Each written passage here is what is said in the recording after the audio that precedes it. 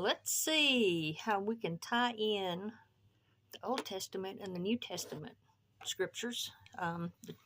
There's a couple of verses in Proverbs that I posted as a post, so those are already out there. But I've been trying to figure out how, because they're kind of connected, but I've been trying to figure out how I need to go about doing this. So here we go. There is no list. There is no yeah, flying by the seat of yeah. So I'm still in Luke, and I'm still in Joshua. Actually, Joshua ended today, but I'm going to start off with Luke's reading, and it was chapter 21. And I think I'm going to stay in the ESV version, which is what I've been reading in the mornings, just simply because we're just going to keep it with the ESV. Just going to leave it at that. But the Luke 21 started off with Jesus bringing attention to, they're sitting in the temple, and obviously they must be close to where the offerings are dropped in. And Jesus points out, starting in verse 1, Jesus looked up and saw the rich putting their gifts into the offering box, and he saw a poor widow put in 2 small copper coins. And he said, "Truly I tell you, this poor widow has put in more than all of them, for they all contributed out of their abundance, but she out of her poverty put in all she had to live on." Now, I do want to read the NLT version for one of those verses, because it puts in more plain English than the ESV. And it was the verse 4. "For they have given a tiny part of their surplus, but she, poor as she is, has given everything she has." So he's pointing out the difference between the rich and the poor, how the rich just gives just a little bitty small amount of what they have, even though they can probably give a lot more. But the poor, the widow in the story, she give pretty much just about all she had into the offering for the Lord. But that was the way it started off. And then they're talking about the glory of the temple and how extravagant and how it looks wonderful, and pointing out all the details about it. And Jesus is talking about the destruction of it. And in verse 7, they pick up and they ask him, "Teacher, when will these things be? And what will be the sign when these things are about to take place?" And he's foretelling the destruction of the temple in Jerusalem, but he also goes into telling sort of kind of the end times in these. Verse 8, "And he said, See that you are not led astray, for many will come in my name, saying, I am he, and the time is at hand. Do not go after them. And when you hear of wars and tumults, do not be terrified, for these things must first take place, but the end will not be at once." And if you're paying attention to the news, that's kind of pretty much all that you're hearing right now, is everything going on in the world. Verse 10, "Then he said to them, Nation will rise." Then he, meaning Jesus, said to them, "Nation will rise against nation, and kingdom against kingdom. There will be great earthquakes, and in its various places famines and pestilences. And there will be terrors and great signs from heaven. But before all this day, they will lay their hands on you and persecute you, delivering you up to the synagogues and prisons, and you will be brought before kings and governors for my sake, for my name's sake. This will be your opportunity to bear witness. Settle it therefore in your minds not to meditate beforehand how to answer, for I will give you a mouth and wisdom which none of your adversaries will be able to withstand or contradict. Hold on, I got a phone call. Obviously, they didn't want to talk to me, and I guess I don't want to talk to them either. So, not today, Satan. Not today, because we have already been distracted once this morning. We just ain't gonna. Nope. A whole heaping of nope. All y'all out there, just one answer. Nope.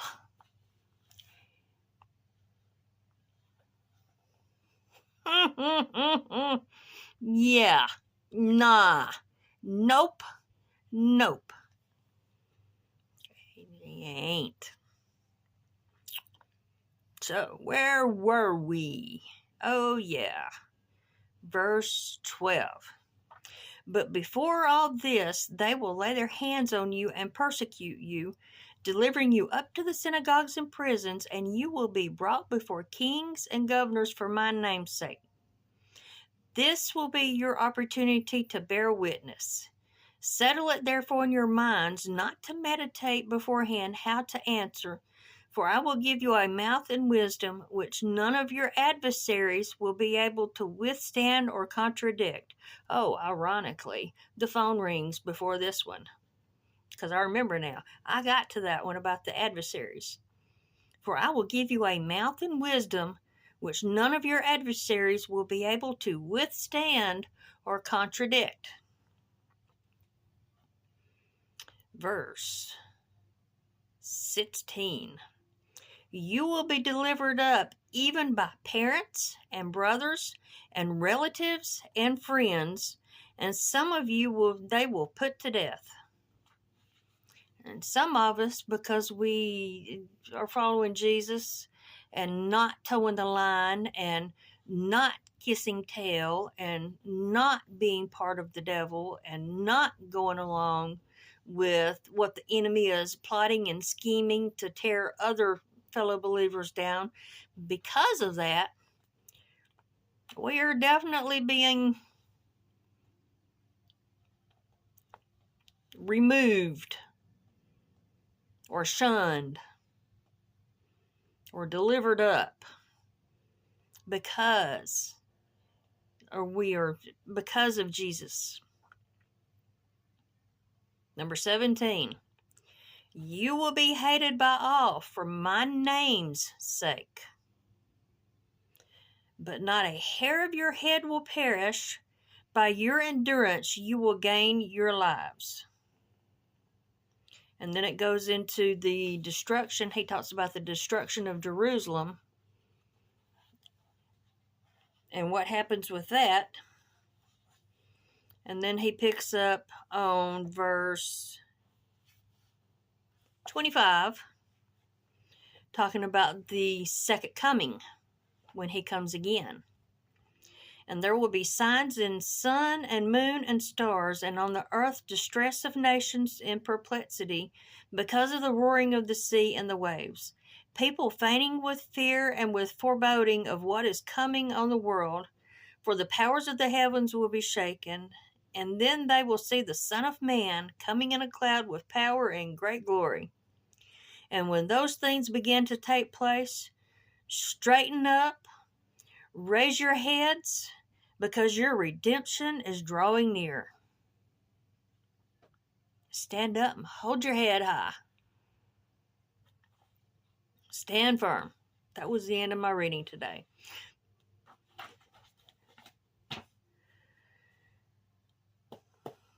But the verses 12 through 19, about them laying their hands on the believers and persecuting and turning them over to be persecuted, by their relatives, their family, their brothers, or their friends, and that we will all be hated for my name's sake, for God, for Jesus, that we will be hated because of Jesus. That we're not a third world where there is major religious persecution. We're not in that. Those of us who are in America.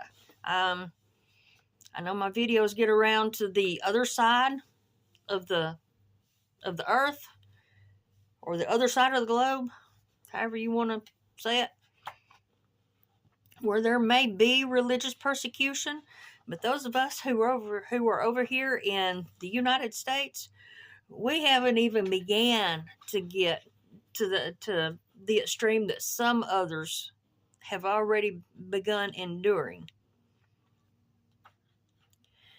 But the last book of Joshua this morning is after they have already taken possession of the land. Joshua is reading the covenant again. It's the title of it, chapter 24, the covenant renewal at Shechem, which interesting. God's so good. I just love how God works all these little details, because the Give Him 15 video that I shared earlier was talking about a rededication. I mean, the whole video was talking about rededication, and how supposedly May the 17th, there's going to be a prayer of renewal. And he went into a lot of discussion about the sanctification and some of the older wording. I liked it. I liked it enough, I shared it.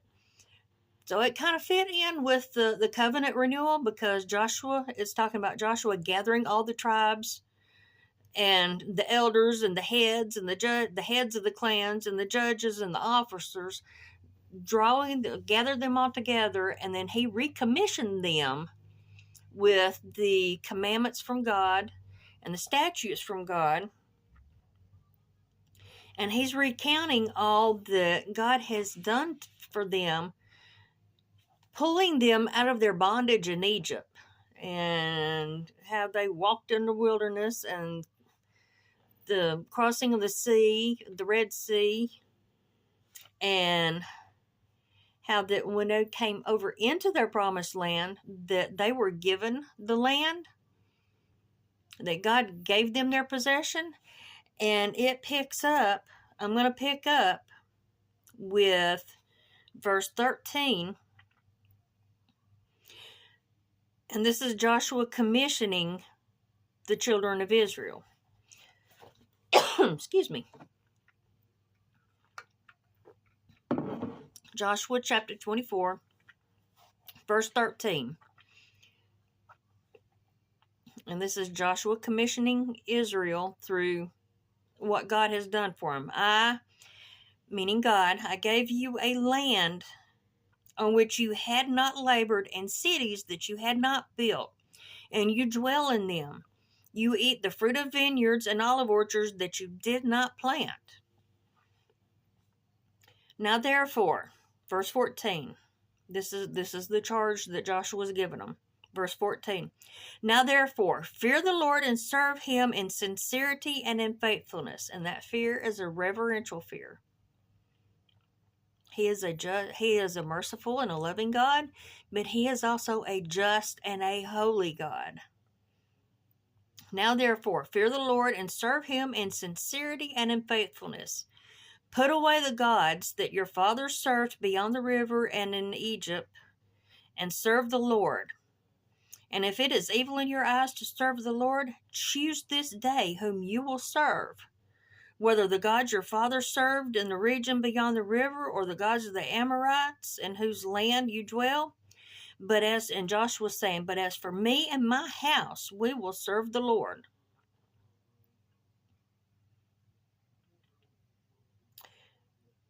Verse 16.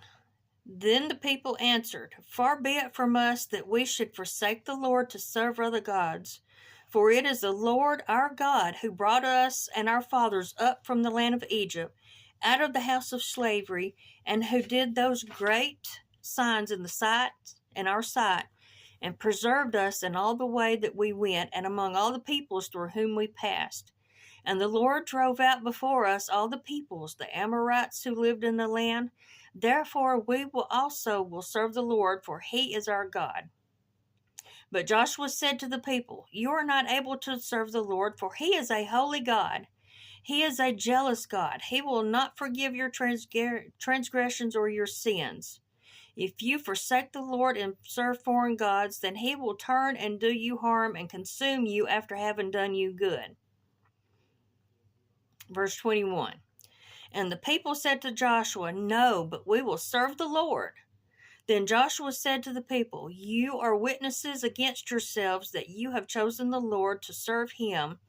And they said, We are witnesses. He said, Then put away the foreign gods that are among you, and incline your heart to the Lord, the God of Israel. And the people said to Joshua, The Lord our God we will serve, and his voice we will obey. So Joshua made a covenant with the people that day, and put in place statutes and rules for them at Shechem.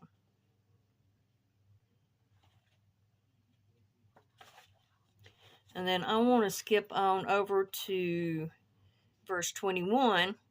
And it says, Israel served the Lord all the days of Joshua and all the days of the elders who outlived Joshua and had known all the work that the Lord did for Israel.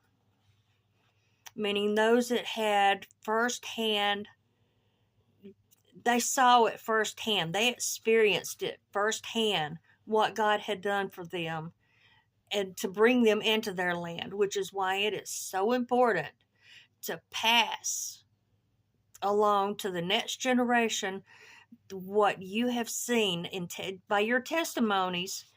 And whenever God does something in your life, to point it out, to bring it to attention and pass it down to the next generation. Because if nobody talks about it, then the next generation is lost.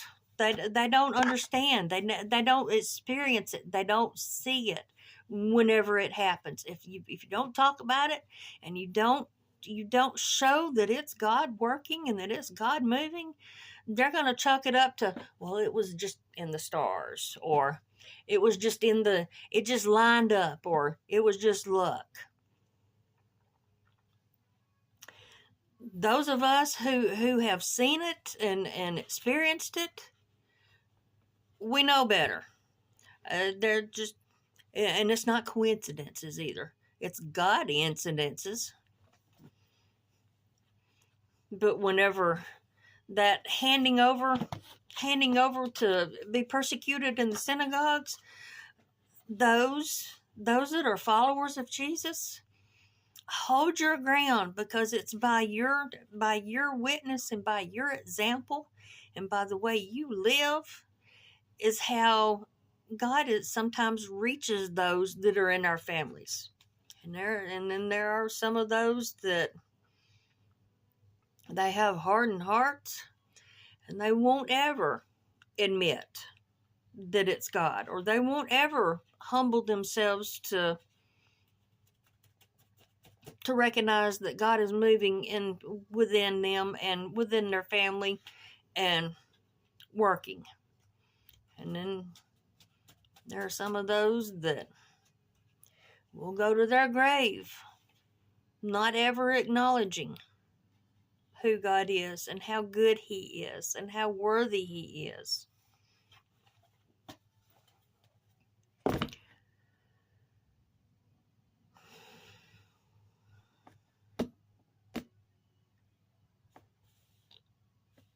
It's great times that we're living in, but it's also the closer you get to God and the more that you see how good he is, you're not quite as fearful as before. I know in years past, to hear some to hear some of what's going on now, it'd run your day in a heartbeat, and you spend the rest of the day worrying and stressing and overwhelmed, and oh my gosh, everything's kind of like whenever the Twin Towers, 9/11, 2001, with everything that's going on now. Those of us who was there for the 9/11 and experienced and watched that, and can I guess some can kind of equate what's going on to some of that, but the 9/11 was more on personal, too close to home for some people.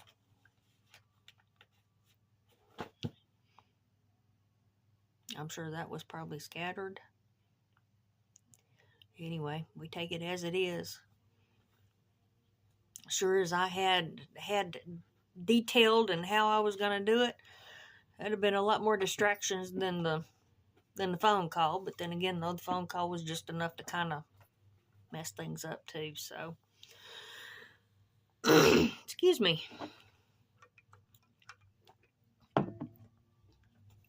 It's 21. We're gonna see if we can hop off here, so that way it's not a forever video.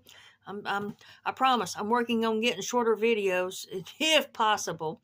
So y'all have a great rest of the day, evening, nighttime, whatever time you're watching this. And know that I love y'all, and y'all just hold your head up, keep walking, and I'll talk to y'all, see y'all, however, in the next video.